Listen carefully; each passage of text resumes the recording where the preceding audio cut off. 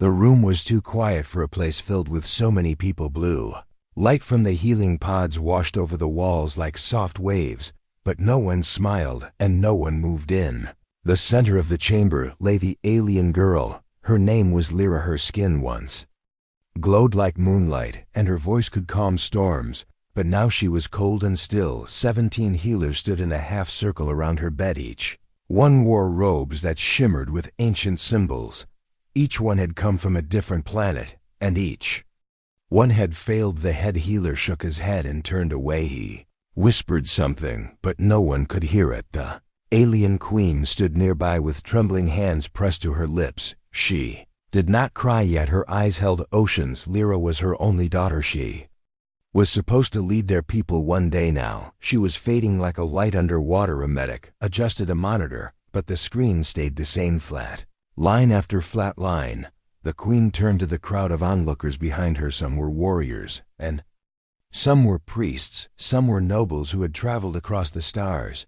They had all come to say goodbye, but standing in the back was someone no one had invited. He was human. He wore no armor and no robe. His name was Cal. He was just a mechanic from Earth. He had come to this world to deliver a broken engine core. He should have left after the job was done, but when he heard about the girl who was dying and how no healer could save her, something in his chest told him to stay. He stepped forward slowly. Guards blocked his path. One of them raised a weapon. The queen looked at Cal with confusion, but no anger. "What are you doing?" she asked in a low voice. Cal swallowed hard. "Let me try," he said. The crowd laughed softly. A priest shook his head and whispered, "He's just a human. He knows nothing of soul sickness. He should not even be in this room." The queen was about to speak when Lyra's body suddenly twitched. Everyone fell silent. She took a slow breath, then stopped again. Cal's voice broke the silence. "He tried everything. You know I haven't. Let me just touch her. If nothing happens, I'll leave." The queen looked at her daughter, and then at Cal. Something in his eyes felt different. Gave a single nod. The guard stepped aside. Cal walked to the bed where Lyra lay. He looked at her face. She looked peaceful but far away, like she was drifting in space with no tether. He reached out with a shaking hand. The moment his fingers touched her chest, her body jerked. A bright light burst from where his hand rested. Healers stepped back in shock. Cal wanted to pull away, but he couldn't move. His hand felt warm and heavy, like it was sinking into her skin. Lyra gasped. Her eyes opened slowly. They were no longer dim. They shimmered like twin stars. The entire chamber went silent again. No one breathed and no one spoke. Lyra's lips moved. She said one word. Cal, he froze. He had never told her his name. No one had. The queen fell to her knees. Healers looked at each other in disbelief. One of them dropped his staff. Lyra blinked again and reached up to hold Cal's hand. Warmth spread across her chest. The machines nearby began to beep and glow. Life signs returned. Heartbeat normal. Breathing steady. One by one, the monitors lit up green. Cal looked at her and whispered, "Are you okay?" Lyra gave a small nod. Her voice was soft but clear. "I heard you. You called me back." Cal didn't understand what he had done. He just knew it worked. But something inside him was changing too.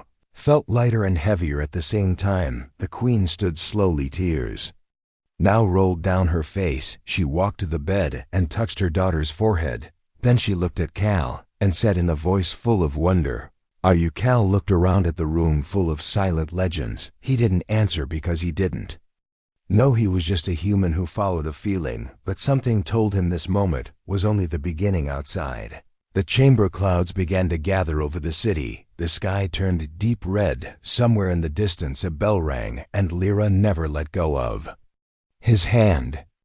The sun was rising over the mountains of crystal that protected the alien city. Its light touched the rooftops and towers as the world slowly woke from silence inside the recovery dome.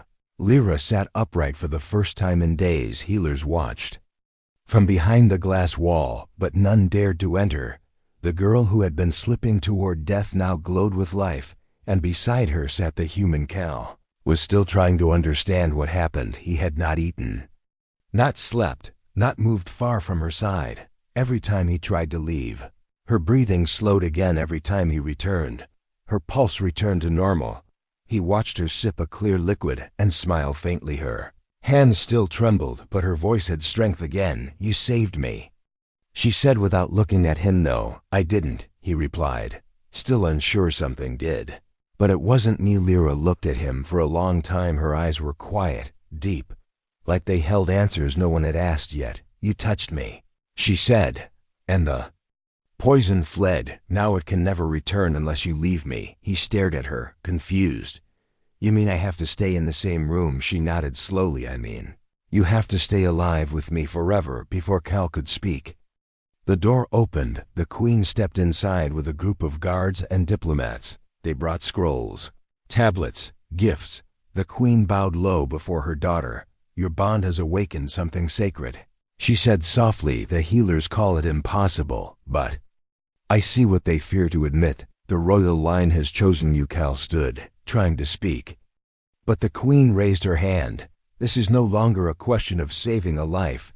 It is a matter of union. The old laws are clear. The one who draws life from death becomes her heart's tether." Cal looked at Lyra. She did not deny it. She reached out and held his hand. The Queen continued, "You must stay with her, or she will die again, and this time no one will bring her back." Cal didn't know what to say. He was just a delivery man, a mechanic with grease-stained hands and no real future. He never planned to become anything more than a visitor here now. He was being told to stay forever beside a girl he had met only once. He looked at her again. Lyra smiled, just a little, and said, "Come with me, not to the palace, not to the healing tower, to your ship. I want to see where you come from." The Queen hesitated, but allowed it. Under guard, under watch, but allowed. And so, hours later, Cal stood at the door of his rusty old freighter. It was parked at the edge of the city, away from the marble towers and sacred pools. The ship had dents, paint flakes, and parts held together by tape and stubborn hope. He turned to her, nervous. "This isn't a palace. This isn't even clean." She didn't flinch, walked up the ramp like she belonged there. She touched the walls with her fingers like she was reading its history, and when she stepped into the main bay, her knees shook. She fell forward. Cal caught her before she hit the floor. He held her close. Afraid her body trembled, her hands reached for his chest again. "I feel it," she whispered. "It's pulling at me again, like I'm being broken apart." He helped her scythe, checked her pulse. It was too fast. The light in her skin had dimmed. Her eyes were wide with fear for the first time. "Think I moved too far from you, your ship. It's part of you," she said, "but your presence, your breath, that's what I need. Stay close, please." He nodded. Kneeling in front of Harriam here, he held her hand, and slowly, her light returned. Her breathing steadied, and then something strange happened. Cal felt heat in his chest. It moved like a spark beneath his skin. He pulled back his shirt and gasped. A small glow now shimmered over his heart. It looked like the same mark that ran through her veins. He looked at her, eyes wide. She reached out and touched the glow. "Now you carry me too," she said softly. "I didn't want this." Cal whispered, "I didn't ask for any of it. You didn't choose me." Lyra shook her head. "You're wrong. I did choose you. I just never had the strength to speak it until now." They sat together on the floor of the ship outside. The sun dipped lower in the sky, and for a moment, the world felt too quiet again. But inside that small ship, something ancient had started to grow, and neither of them could turn away from it now. The stars outside the freighter pulsed with a quiet rhythm, as if the universe was holding its breath inside the ship. Cal lay on a narrow bunk, staring at the ceiling. He had not moved much since Lyra touched the glowing mark on his chest. The warmth inside him had not faded, pulsed now with his heartbeat. He tried to sleep, but every time he closed his eyes, he saw her face. He felt her breath, her fear, her voice whispering in his mind without words. In the engine bay, Lyra sat on the cold floor. With her eyes closed, the lights above her flickered without cause. Every time Cal stepped closer, they grew brighter. Every time he stepped away, they dimmed. It was no longer just her life tied to his presence. Now his body had started to change. He noticed it first when he brushed his hand against the control panel. The machine blinked on, even though it was offline. Then he tried to pick up a wrench, and the metal hummed in his palm. He dropped it in shock. Lyra appeared in the doorway. "You feel it?" She said softly, the bond is growing. What is it doing to me? Cal asked. She walked closer and placed her hand on his. It is blending us. Your energy feeds mine. And now mine is touching yours. He pulled his hand away. Scaretti, I'm not built for this. In just a human. She shook her head. You are more than that. You have always been more.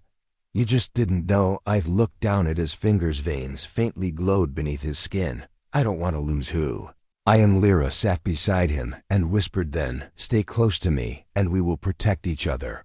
Before he could speak again, an alarm echoed through the ship. The screen on the wall flashed, registered vessel approaching. Cal ran to the front console. He tapped into the scanner. The image came into view. A black ship, long and sharp like a blade, moved toward them fast. He didn't recognize the model. It wasn't part of any trading fleet. Lyra's face turned pale as soon as she saw it. That ship, she said, is the same design as the one that poisoned me. He stared at her. You said you were attacked by something unknown. She nodded. We never found out who sent it, but now they have returned, and they are coming straight for us. Cal hit the shield switch. Nothing happened. The power grid dropped to zero. He tried the backup. Still nothing. Lyra pressed her hands against the console. Her fingers sparked with light. I can restart it, but I need time. Cal grabbed the tool belt. Then I'll slow them down. She looked at him. You don't even have a weapon. He opened a drawer and pulled out a small pulse gun. It was old and dusty, but it still worked. He turned back to her. You stay here and do whatever you need to do. Keep the lights on, keep the air flowing, keep yourself Ali Vale. Handle the rest. Lyra wanted to argue, but she saw something different in his eyes. Now he was not just the man who saved her life, was something more. He was ready to protect her without question. Cal rushed outside. Just as the black ship landed with a heavy roar, the ground shook beneath his feet. The ramp opened. Figures stepped out in armor that shimmered like dark oil. Their faces were hidden behind masks. One of them pointed at Cal and spoke in a deep voice. Give us the girl. Cal raised his weapon and said nothing. You are bonded to her. The figure said, we can smell it on you. It is unfinished. We will break the link before it becomes permanent. Cal held his ground. I won't let you near her. The figures laughed coldly. You are only human. You will fall before you take a single step. Cal said nothing. He didn't need to, because from behind him came a soft glow. Lyra stepped out from the ship. Her hands shone with silver light. Her hair floated in the wind, though no breeze touched her. Armored figures stopped laughing. You're not supposed to be walking.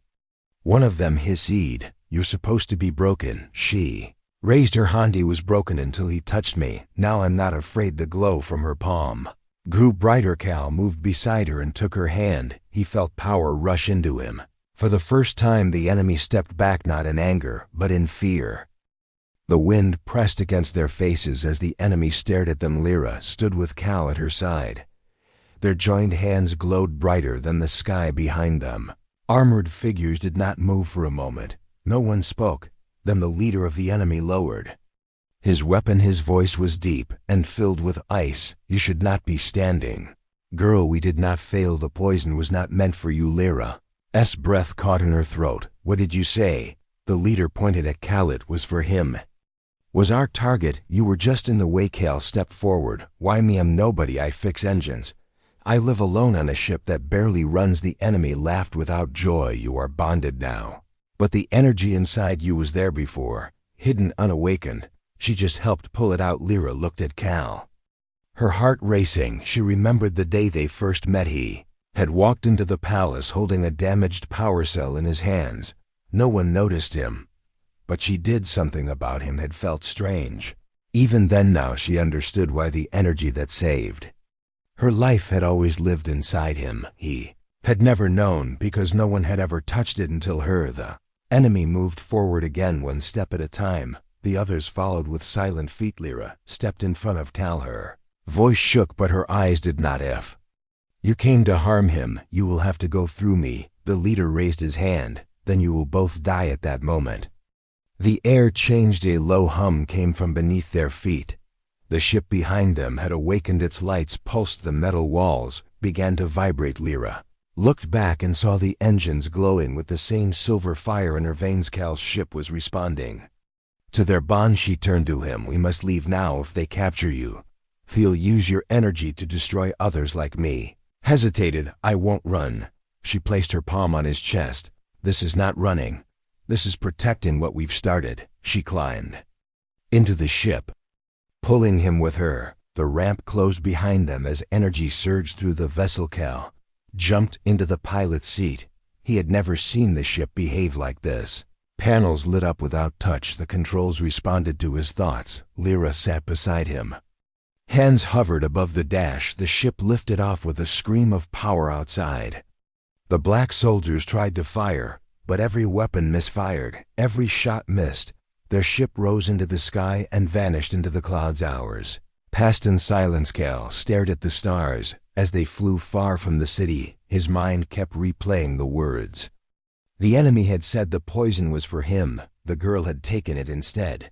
She had nearly died. Because of him. He turned to her. "You should hate me." Lyra looked up slowly. "Why would I hate you?" "Because I'm the reason you were almost lost." You stepped into something meant for mesh, reached out and held his face with both hands. Her fingers were warm, strong. "If I had not done it, I would have lost you before I ever knew you. I would make that choice again." Cal felt her truth in every word still. His guilt did not fade him, not special. "I'm just a man with a toolbox and a ship that barely flies." Lyra smiled. "Then why does your touch heal the dying? Why does your voice reach into places no one else can? Why does your ship fly with fire when you sit in it?" Cal had no answer. He looked down at his hands and saw tiny threads of light still crawling beneath the skin. He didn't feel like himself anymore. He didn't feel like anyone else either. He felt like something in between. Lyra leaned her head on his shoulder. "The bond is changing both of us. It's not done yet. There's more, and you're not alone anymore." Cal closed his eyes for a moment. The silence between them felt full, not empty. Outside, the stars passed by, but behind them, in the black ship still hovering over the city, the leader of the enemy stared at a glowing map. He pointed to a mark that pulsed in the shape of a human heart. "Track him, find him again. The bond will not protect him forever." The ship drifted above a quiet moon, covered in blue sand and twisted trees. Lyra stood near the open ramp as wind brushed against her robes. Her feet touched sacred ground for the first time in years. This was a place forbidden to most. Even royals rarely came here. Only those called by the bond were allowed to enter. And now, for the first time in memory, a human had been chosen. Cal followed her with quiet steps. He looked at the strange sky above and the stone temple built into the cliff carvings, stretched across the walls in patterns he could not read. But something about this place felt familiar. He felt it in his chest, a steady pull, like his heart was being guided. Lyra turned to him. "This is where the ceremony of souls must take place." Cal frowned. "You mean a wedding?" She smiled gently. "It is more than that. It is a binding of essence. You give all of yourself and I give all of mine. We become something new." He looked down at his hands. The glow beneath his skin had grown brighter in the last few days, and with it came headaches. Flashes of memory that weren't his. Sometimes he heard her voice in his sleep, not dreams. Real words, real feelings. Had felt her sorrow before she said a single word. Now he understood what the bond truly meant. It was not love the way he knew it. It was emerging. No secrets, no silence, no turning away. "Are you sure I can do this?" he asked. "Him, not even one of you." She reached out and held his hand. "You are more than one of us. You are one with me." They entered the temple together. Inside, the air changed. Warm light poured from floating crystals. Old voices whispered from the walls. Large circle was drawn in the center of the stone floor. Symbols surrounded it, glowing softly. Lyra stepped inside the circle and motioned for Cal to follow. He did. The moment he crossed the line, the lights pulsed, the walls trembled, his chest burned. Lyra spoke with steady breath. "You must let go of everything you were hold nothing back. If you hide even a single truth, the ceremony will break you." Cal nodded. "I'm ready." She closed her eyes. Her body lifted off the ground. Light rose from her skin and wrapped around her like threads of silk. Cal felt the pull again. It came from deep inside him, a Threat of something ancient. He didn't fight, I let it rise. His feet lifted off the ground, his eyes filled with light. He didn't understand. Images flashed in his mind. Lyra as a child, running through halls of glass, her laughter, her loneliness. Then came the pain, the day she was poisoned. Hours she spent drowning inside her own body. He felt it all. Us, if he had lived, I've cried out but could not stop it. And then she saw his memories. To his mother's voice, soft and tired, the empty dinners, the long nights alone fixing broken ships for credits that barely paid. His fear of being forgotten, his belief that he was nothing until her. They floated above the circle, now wrapped in light and memory. Neither one spoke. Words were useless here, only truth remained, and in that truth something shifted. The room shook, a deep sound echoed through the temple. The light twisted once more, then calmed. Both of them sank slowly back to the floor. Their bodies glowed faintly. Markings on Cal's chest had changed, no longer just a glow now.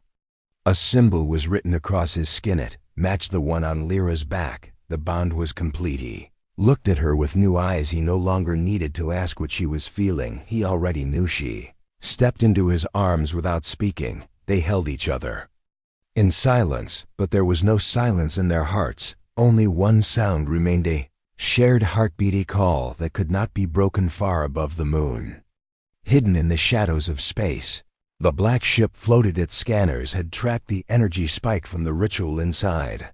The leader watched the screen closely. He turned to his crew and gave a cold command. Bond is sealed now. That means we have to act fast before it makes him unstoppable. The ship drifted above a quiet moon, covered in blue sand and twisted trees. Lyra stood near the open ramp. As wind brushed against her robes, her feet touched sacred ground for the first time in years. This was a place forbidden to most, even royals rarely came here. Only those called by the bond were allowed to enter, and now, for the first time in memory, a human had been chosen. Cal followed her with quiet steps. He looked at the strange sky above and the stone temple built into the cliff's carvings, stretched across the walls in patterns he could not read. But something about this place felt familiar. He felt it in his chest, a steady pull, like his heart was being guided. Lyra turned to him. This is where the ceremony of souls must take place. Cal frowned. You mean a wedding? She smiled gently. It is more than that. It is a binding of essence. You give all of yourself and I give all of mine. We become something new. He looked down at his hands. The glow beneath his skin had grown brighter in the last few days, and with it came headaches. Flashes of memory that weren't his. Sometimes he heard her voice in his sleep, not dreams. Real words, real feelings. Had felt her sorrow before she said a single word. Now he understood what the bond truly meant. It was not love the way he knew it. It was emerging. No secrets, no silence, no turning away. Are you sure I can do this? He asked. Idiom, not even one of you. She reached out and held his hand.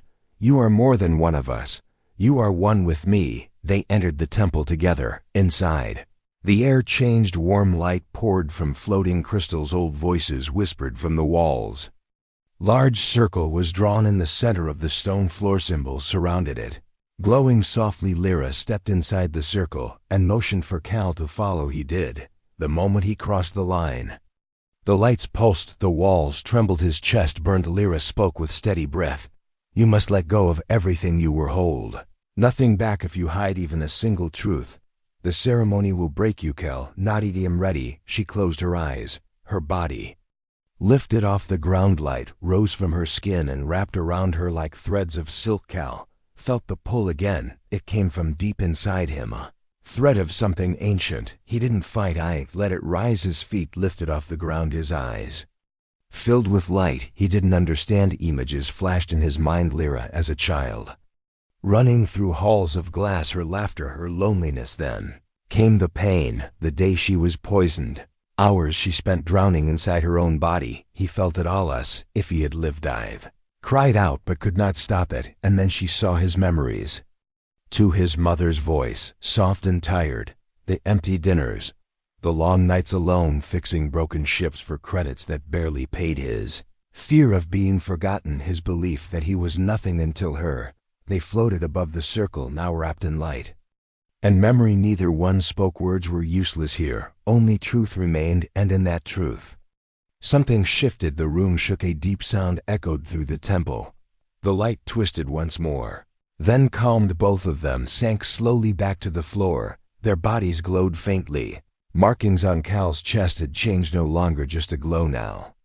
A symbol was written across his skin. It matched the one on Lyra's back. The bond was complete. He looked at her with new eyes. He no longer needed to ask what she was feeling. He already knew. She stepped into his arms without speaking. They held each other in silence, but there was no silence in their hearts. Only one sound remained, a shared heartbeat, a call that could not be broken. Far above the moon, hidden in the shadows of space, the black ship floated. Its scanners had tracked the energy spike from the ritual inside.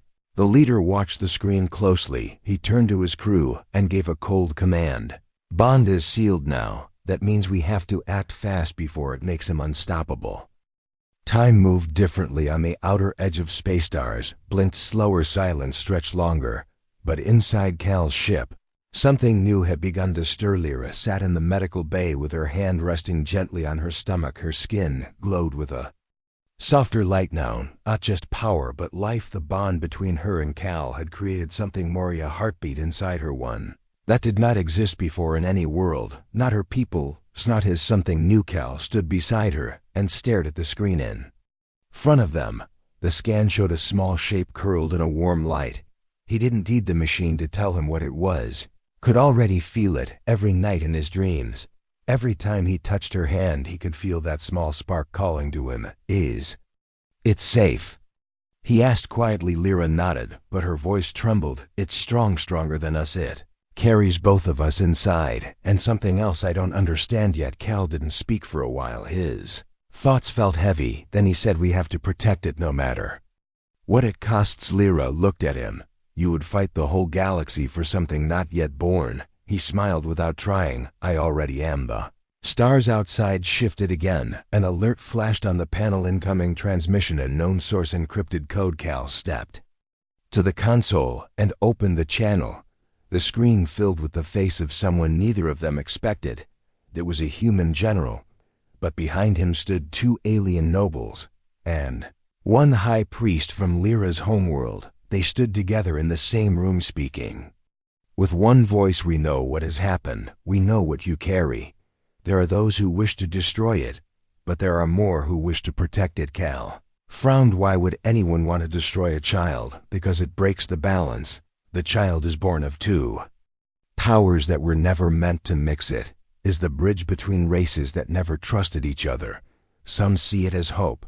Some see it as a threat. Lyra stepped forward. We will not hide. If they want to see what our bond has created, they can come, but they will not take it. The general nodded slowly. Then let us help you. A fleet is being sent to your location. You have friends now and enemies. Choose your next move carefully. The screen went dark. Silence returned. Cal turned to Lyra. What do we do? She stood up. Her glow had changed again. It pulsed with rhythm like the child inside her was already speaking without words. We show them. We show the stars what happens when two souls choose each other. We stop running. We go home. He nodded. Then let's go. They returned to the bridge. The ship turned toward the stars it once fled from. As they moved through the darkness, signals began to light up around them, some friendly, some unknown. But none of it stopped them, because inside the ship was a story no weapon could erase. A healer's failure, a mechanic's touch, a girl returned from the edge of death, a bond no one saw coming, and now a child with the power to shake worlds. When they entered the homeworld's orbit again, they were met with silence. No weapons fired, no alarm sounded, only thousands of eyes lifted to the sky. And when Lyra stepped out with Cal at her side, the people knelt, not out of fear but recognition. The girl they thought was lost had returned, changed, alive, carrying the future inside her. Cal looked at the faces around them, then back at her. He didn't feel like a visitor anymore. He didn't feel like someone who stumbled into history. He felt like part of it. She held his hand tightly. This is only the beginning, he smiled. Then let's make it one worth remembering. Far above them, the stars continued to burn. In somewhere deep in the fabric of space, A new light had been born, not of war, not of power, but of two people who reached across everything they were told to fear and chose each other anyway.